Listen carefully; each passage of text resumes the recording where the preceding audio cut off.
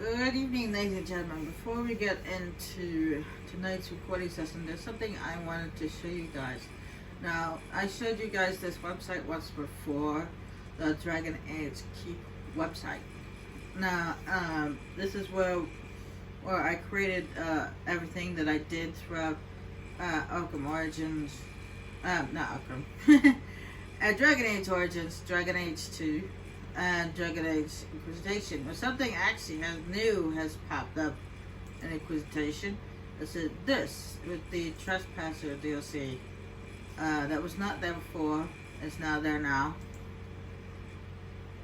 But there's still a lot of things that are still hidden. I'm sure that they'll eventually pop up and stuff like that. And there was also something I wanted to do last time, but I couldn't do because it was malfunctioning. It wasn't working. However, it's working now, and it's a narration of everything that has happened throughout Origins and in the second one, and of course, resident rogue and storyteller Burke is the one that is the narrator. If you believe the stories, mankind's pride gave rise to the Darkspawn. Countless in number and toxic to all life, Darkspawn search endlessly for an archdemon. When they find one, Darkspawn armies surge up from their corrupt barrows beneath the ground, and a blight begins. Grey Wardens are the only warriors capable of destroying an archdemon, and history always honors the one who sacrifices all to kill the beast. In the fifth blight, the Warden was the hero of Ferelden. A dwarven royal, second child of King Endrin Iduken. Framed for a murder and ultimately cast out, the young noble Ned Duncan, a Grey Warden, who saw the dwarf's potential as a Warden recruit. The allied Ferelden and Grey Warden forces met in Ostagar, where King Caelin's armies and a host of Wardens gathered, ready to destroy the Darkspawn. But valor turned to despair as Loghain betrayed his king. Caelin's forces were slaughtered, and the South was lost. The hero, now a full-fledged Grey Warden, survived with the aid of Flemeth, the mysterious witch of the wilds. Joined by Flemeth's daughter, Morrigan, and a Grey Warden named Alistair, the hero set out to build an army strong enough to abolish the blight. With the traitorous Loghain now seated on Ferelden's throne, the Warden sought help from the influential Arl Ethan of Redcliffe. However, they arrived in Redcliffe to find the town under siege. As each night, undead rose in waves and assailed the battered village. With the hero's help, the people of Redcliffe stood fast against the undead horde. The Wardens reached Arl Eamon's castle only to find the Arl lying at the edge of death, and his court fallen into madness. To save his father's life, Eamon's young son, Connor, had made a deal with a demon, and quickly fallen victim to its possession. The hero intervened, freeing Connor from possession, and breaking the demon's hold over Redcliffe. But deals with demons are never straightforward. The demon agreed only to save Eamon's life, not restore him to health. Arl Eamon needed a miracle to recover. The hero located an urn containing the sacred ashes of Andraste, which were said to cure any ailment. The urn was protected by ancient traps, tests of will, and a dragon-worshipping cult that wanted to twist the urn's power to its own ends. The urn remained pure, but mysteriously disappeared after the Wardens departed. Only the temple dedicated to it still stands. With a pinch of the ashes, the hero restored the Arl to health. Informed of Loghain's treachery, Eamon swore his political and military support. The circles of Magi are bound by oath to aid the Grey Wardens in times of blight. However, Lake Calenhad's tower could offer little help. One of its mages, Aldred, had become possessed by a pride demon and was twisting other circle mages into abominations. The hero fought to the top of the tower and defeated Aldred, saving the remaining for their lives, the mages joined the Warden's army. The allies gained at the Circle were not the only soldiers to join the Warden's forces, however. Dalish elves don't usually make alliances, but even deep hatred can be set aside in the face of oblivion. An ancient curse was destroying Ferelden's largest Dalish clans, turning the elves into werewolves. Zathrian, the clan's keeper, claimed that the cure required the heart of the great wolf, Witherfang. Years before, Zathrian himself had afflicted a group of humans with the curse that now ravaged his clan. As long as he lived, the curse endured. The hero freed the werewolves from the long-standing curse, and the Dalish joined the Warden's forces. Blights may happen hundreds of years apart, but the dwarves who live below the surface of Thedas fight Darkspawn every day. No one is better schooled in battling Darkspawn than the warriors of Orzammar, except perhaps their allies of old, the Grey Wardens. The hero arrived in Orzammar in the wake of King Endrin's death to find political factions fighting for control of the dwarven capital. Only the vote of a venerated paragon could break the deadlock to elect a ruler, and order the dwarves to honor their Grey Warden treaty and join the battle against the New Blight. The hero set off to find a paragon named Bronca, who had disappeared into the deep roads in search of a legendary artifact, the Anvil of the Void, created by the renowned smith Caradon to forge mighty war golems. The hero helped Caradon destroy the Anvil of the Void, along with the dark secrets that could trap a living soul inside a mechanical construct. The hero emerged from the deep roads with a master-forged crown to bestow the Paragon's favor upon whichever rival candidate would be crowned king. Balin, the youngest son of King Endrin, who was suspected of foul play, or Haramont, the aging traditionalist backed by the Dwarven Assembly. Lord Haramont claimed the crown of Orzammar.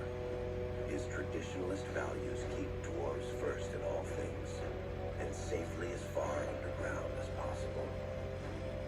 With Dwarden's strength now bolstering the Warden's army, the hero had to deal with Loghain, so Ferelden could stand unified against the Darkspawn before the Blight swallowed the world. The kingdom of Ferelden stood divided. While some nobles supported Loghain's regency, others condemned his inaction against the Darkspawn. Civil war brewed, and Arlene called a landsmeet in hopes of curtailing the conflict and removing Loghain from the throne. Loghain was found guilty of treason, and the hero carried out his execution in Denerim's palace.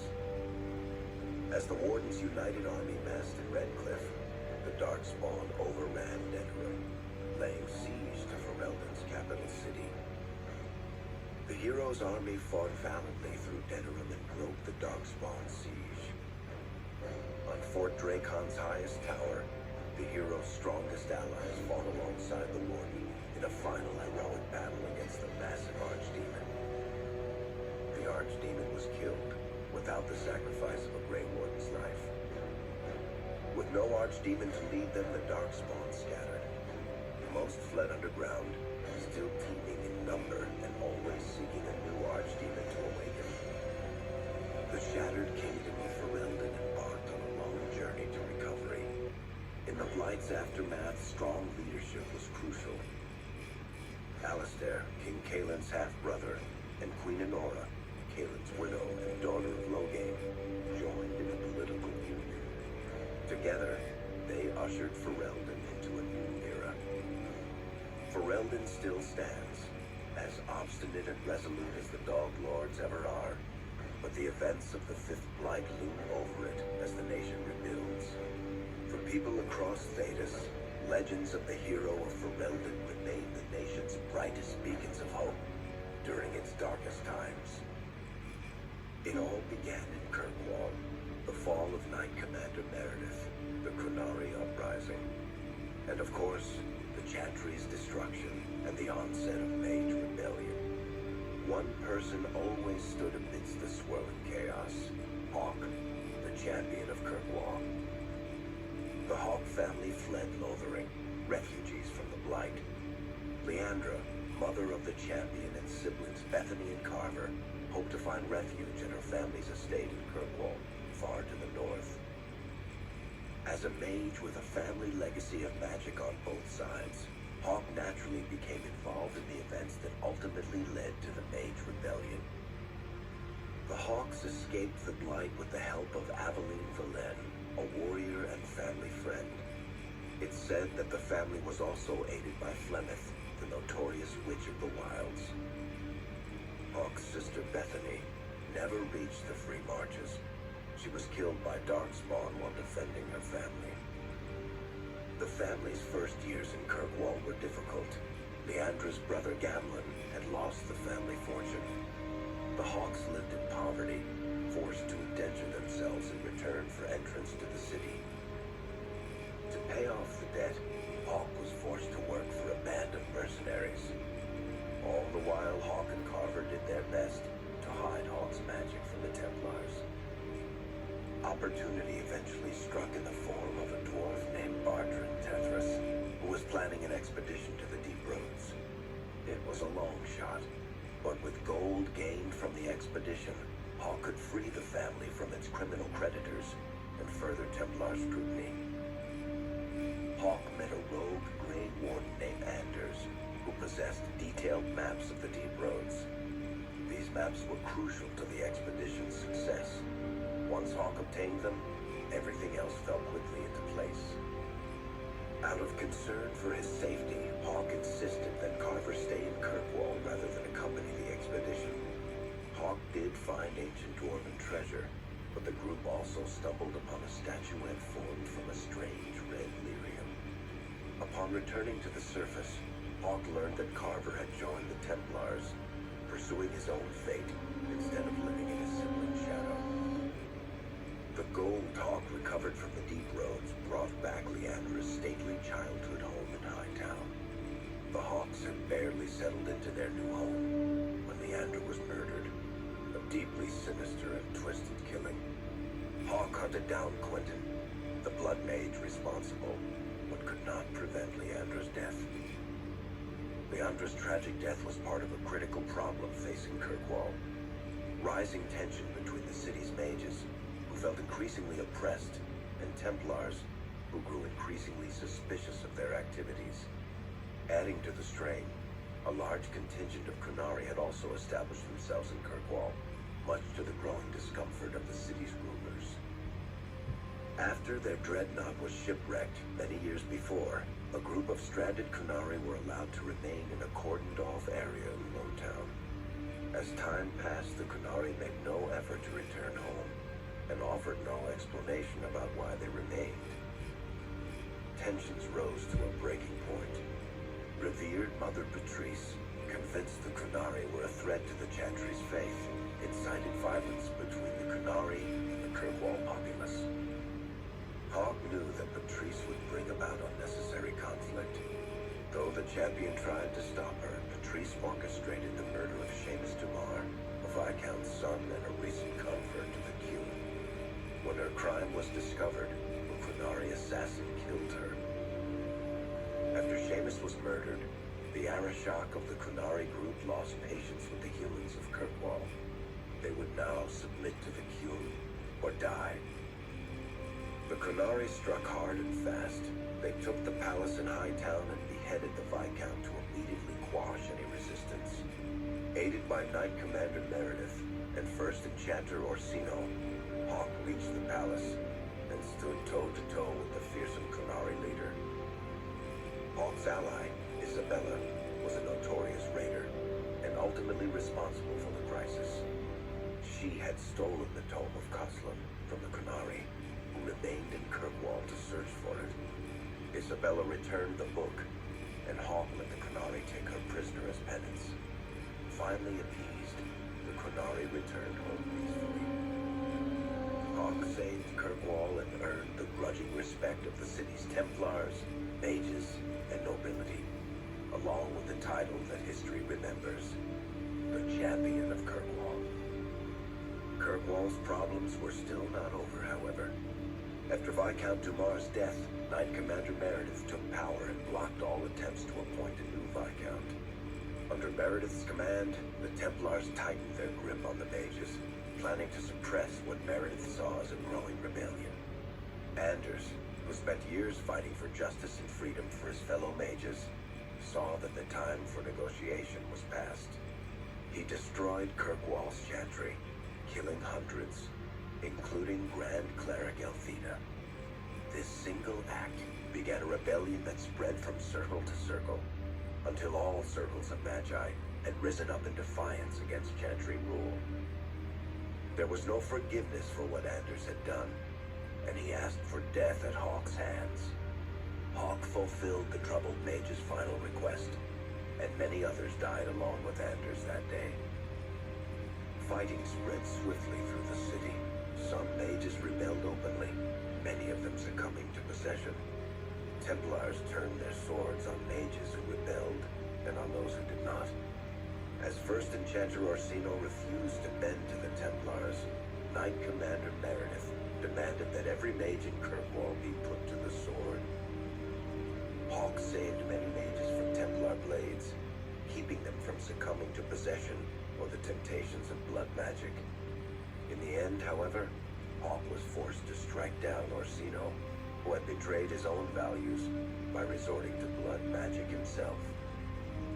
The battle proved one thing. Knight Commander Meredith had gone mad. Hawk saw the truth of it when Meredith unsheathed her sword, and the red lyrium idol from the deep roads was embedded within it. The blade fueled her hatred and paranoia, as it had for months. After a horrific battle, the red lyrium of the Knight Commander's sword consumed her as she died. Meredith became a statue, her face a frozen mask of horror. Little is known of the champion since that final battle. However, Hawk's story lives on in legend and song. Memories of the indelible changes the champion of Kirkwall brought to the face of Thedas. The Mage Rebellion in Kirkwall was felt throughout Thedas, the news spreading like wildfire. The Templars clamped down in response, but each new restriction only made things worse. Led by Grand Enchanter Fiona, the mages voted for independence. The Circle of Magi would govern itself, without the Chantry and especially without the Templars. The result was cataclysmic. 2 circles were destroyed. Those within killed to the last mage, before the rest fled into the wilderness. Perhaps the mighty empire of Orlais could have intervened in the war before it began. That was not to be. Grand Duke Gaspard began a deadly civil war against Empress Celine, vying for the Orlesian throne. The mages were offered safe haven in neighboring Ferelden, but the Templars followed, and so their battles spread across all of Thedas. As head of the Chantry, Divine Justinia ordered the Templars to stand down. They refused, declaring their own independence. Thus, the war began in earnest. Templars hunting mages, mages fighting Templars. Their clashes wreaked untold destruction. All sense of order was falling to pieces. Divine Justinia made one final, desperate bid to end the war. She approached the leaders of both sides and convinced them to come to a conclave held on neutral ground. With the Chantry to mediate, mages and Templars will talk for the first time since this all began. It is our last, and perhaps our only, chance for peace. And we all know how that worked out. Now, I meant to play that video before I started playing Dragon Age Inquisition, but it wasn't working at that current time. So, at least I got to play it.